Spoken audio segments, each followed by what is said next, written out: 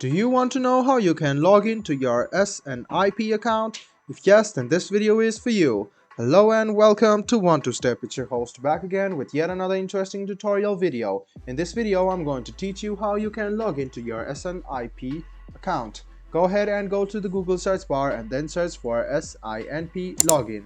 Click on the first link which appears on your screen. It will take you to the official page of Government of Saskatchewan Immigrant Nominee Program.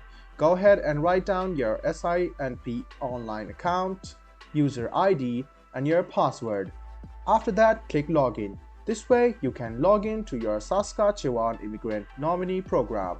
All you need to do is go to the Google search bar and search for SINP login. Click on the first link which appears. It will take you to the official login portal of Saskatchewan Immigrant Nominee Program. Write down your user ID, your password, and then click Login.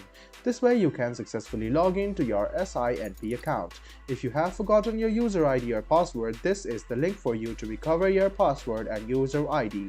If you are new to SINP and want to create an account, this is the link for you.